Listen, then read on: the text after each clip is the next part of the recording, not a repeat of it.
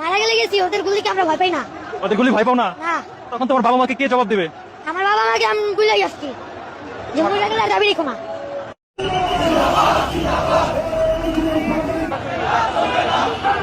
আমি অবশ্যই BNP support করি না। কেন করবো? যে আমার দেশকে ভালোবাসবে না বিএনপি, খালেদা জিয়া, এদেরকে সাপোর্ট করতাম। এখন এদের জন্য সবসময় মনে প্রাণে কান্না করছি, খালেদা জিয়ার জন্য কান্না করছি, কিন্তু এখন দেখি যে সম্পূর্ণ বিপরীত। যদি তারা গণভোটের রায় না মানে তাহলে তাদের পরিণতি হবে আওয়ামী লীগের মতো। আওয়ামী লীগের আজকে রাজনীতি নাই। আগস্টে আমরা যে ভুলটা করেছি, আগামী দিনে আমরা সেই ভুলটা আর করতে চাই না। বিএনপি এই রাজপথ মোকাবেলা করতে পারবে না ইনশাআল্লাহ। তারা সংসদে আইন দেখাতে পারবে, সংবিধানের দোহাই দিতে পারবে, রাজপথ মোকাবেলা করার ক্ষমতা বিএনপির নাই। মাত্র 2 মাসের ব্যবধানে আমাদের মাঠে নামতে হয়েছে। অবিলম্বে আমাদের জুলাই সনদ বাস্তবায়ন করতে হবে, যেভাবে গণভোটে যেভাবে লাইন অক্ষর সহ সবকিছু বাস্তবায়ন করতে হবে। তারা জুলাইকে এতখানি ভয় পায়, যদি না হয় সংসদে সমাধান হবে রাজপথে। জনগণের অধিকার আবার পায়ের তলায় পিষ্ট করার পায় তারা শুরু হয়েছে।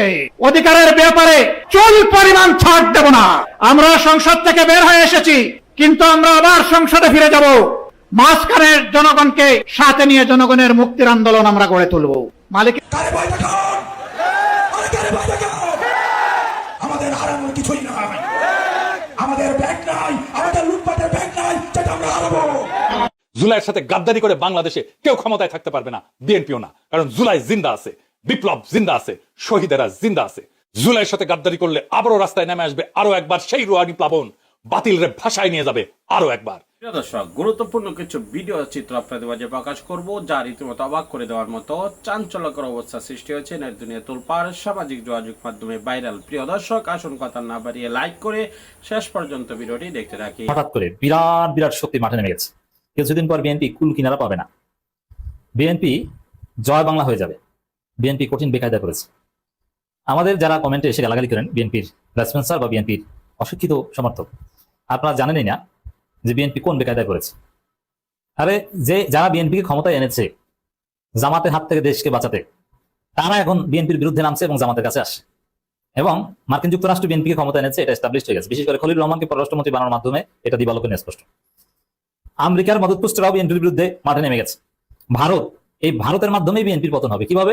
ভারতের প্ল্যানেই এটা, যে বিএনপিকে ক্ষমতা এনে দিয়েছি, এখন মাঝপথে নিয়ে হাত ছেড়ে দিব, নৌকা ডুবিয়ে দিব, তাই বিএনপির নৌকা ধান সহ ডুবে যাবে।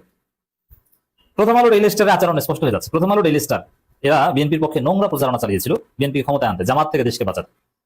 এখন প্রথম আলো ডেইলি স্টার বিএনপির হাত ছেড়ে দেওয়ার উপক্রম হয়েছে। তারা এখন বিএনপির বিরুদ্ধে লেগেছে।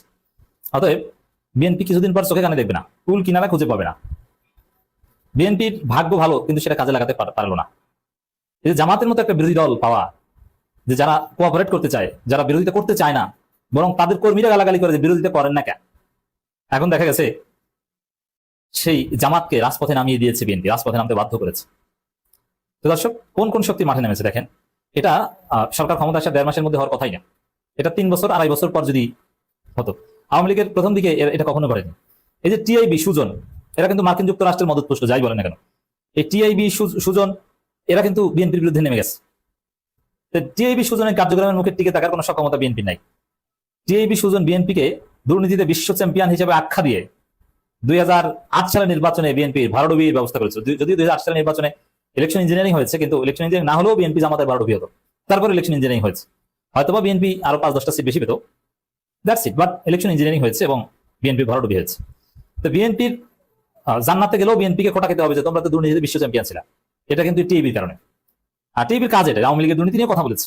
এটা যে টিআইবির ভুল বা ষড়যন্ত্র তা না, তবে আওয়ামী লীগ এইসব টিআইবি মেবি সবার ত্রুটি চেপে ধরে ফেসিবাদ চালিয়ে যেতে পেরেছিল। কিন্তু বিএনপির বিরুদ্ধে টিআইবি সুজনের মতো বড় বড় শক্তি সোচ্চার হচ্ছে, যেটা ওভারকাম করে ফেসিস্ট হয়ে ওঠার কোনো সক্ষমতা বিএনপির নাই এবং বিএনপি সেটা পারবে না। তো দর্শক দেখেন, টিআইবি নিয়মিত কথা বলছে, সংবাদ সম্মেলন করছে, এবং বিএনপি যে প্রতারণা এটা জাতিকে বুঝিয়ে দিচ্ছে যে বিএনপি একটা প্রতারক দল। অতএব তাদের থেকে সাবধান থাকতে হবে। গুরুত্বপূর্ণ অধ্যাদেশগুলো পাশ না করার সিদ্ধান্তে সরকারের পিছনে হাঁটার ইঙ্গিত। এর মানে বিএনপি যেটা বলছে যে না, আমরা অধ্যাদেশ পাশ করছি না মানে এর চাইতে ভালো কিছু করবো, পাশ করছি না মানে এখনই করছি না তা না, আমরা ত্রুটি বিচ্যুতি দূর করে আরো ভালো কিছু করবো। কিন্তু বাস্তবে হচ্ছে যে বিএনপি সংস্কারই করবে না, বিএনপি সরকার পিছনে হাঁটছে, টিআইবি এটা দেখিয়ে দিচ্ছে।